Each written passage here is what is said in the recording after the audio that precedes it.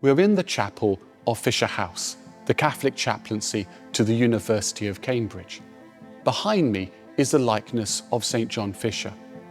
St. John Fisher is our patron saint because he was so intimately connected to this university. He was an undergraduate here. He was president of Queen's College. He calls the foundations of Christ's College and St. John's, and he was made chancellor for life of the university. He was the one who was so significant in introducing the studies connected with Renaissance humanism, including Greek and Hebrew. He is our patron most especially because of his witness to two great gifts in our lives. First, the sacrament of marriage, and secondly, the role of the papacy, the successors of Peter who through their ministry helped to hold the church together. This video, we hope, will be an introduction for you to the life of John Fisher. St. John Fisher was born around 1469 in Beverley, Yorkshire. He came as a student to Cambridge when he was a teenager.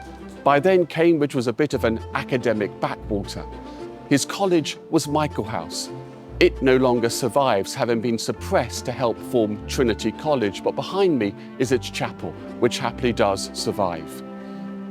By the mid-1490s, when he had become a fellow of Michael House and had been ordained a priest, he was made senior proctor of the university. This made him a representative of the university to the king. And in 1494, when visiting the court in London, he met the mother of the king, Henry VII. Her name was Margaret Beaufort. John Fisher would become her spiritual director, and she would become his great benefactor. And through St. John, she would also become one of the great patronesses of the university.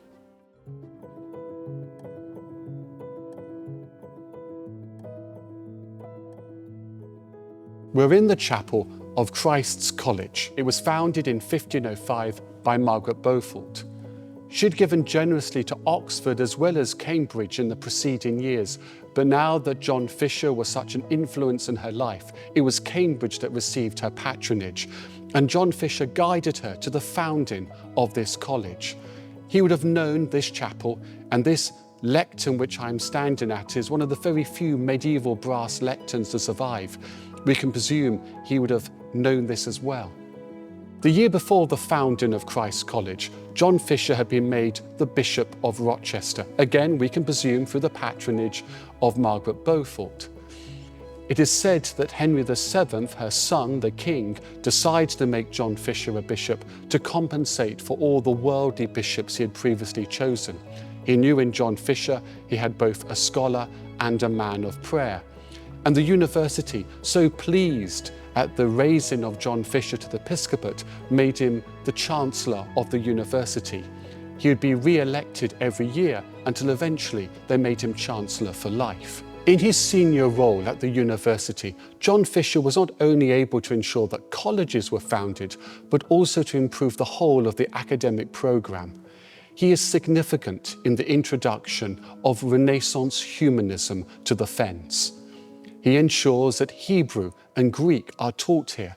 He is the one who introduces Erasmus to the university. And St. John Fisher will become himself the first professor of divinity at the university.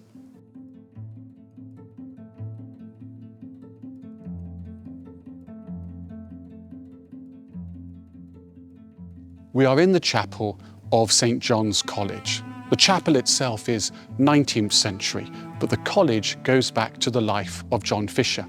His great patroness, Margaret Beaufort, had promised to leave money for it, and after her death, John Fisher worked hard to get the money together to create the statutes that underpin the college, and it opened formally for students in 1516. It was his beloved place until his death. In the 1520s, John Fisher's life gets caught up with the controversies of Luther and Swiss Protestant reformers. He finds himself busy writing tract after tract against their teachings. The three ideas he's particularly writing against: justification by faith as Martin Luther understood it, the idea that all we need is scripture, and also Luther's attacks upon papal authority.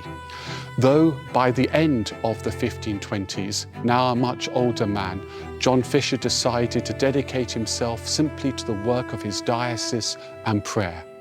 But then the king's great matter appeared.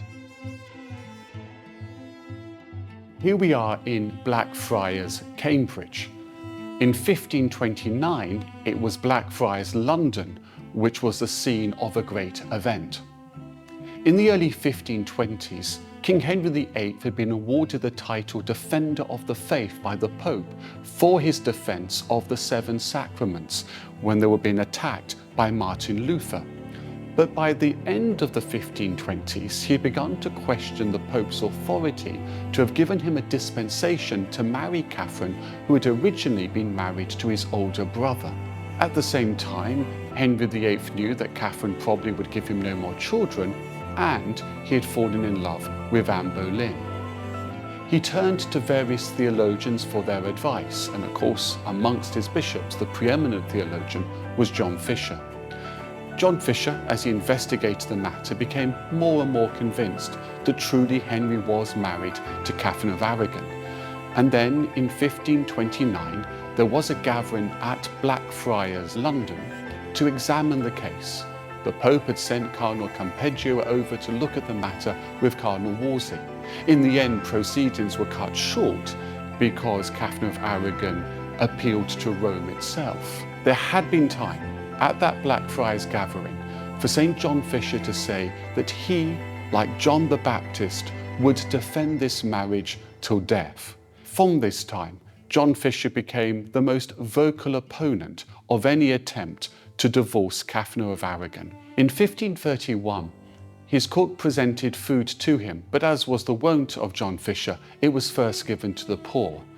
A number of those poor men outside his palace gates died from poison that had been placed in the food. So much was John Fisher disliked for his opposition, someone was even willing to murder him. In 1534, St. John Fisher refused to take the oath attached to the Act of Succession. If he had done so, he would be accepting that Catherine of Aragon had never been married to Henry VIII, and also he'd be accepting an implicit rejection of papal authority. He refused to do this, and so was sent to the Tower of London. There, he was tricked into directly denying that Henry VIII was the supreme head of the Church of England. Now, his fate was sealed. Pope Paul III in Rome hoped to save John Fisher by making him a cardinal in preparation for the Council of Trent. But as Henry VIII famously said, should the cardinal's hat arrive in England, John Fisher would have no head to wear it upon. And indeed, on the 22nd of June, 1535, on Tower Green, he was beheaded.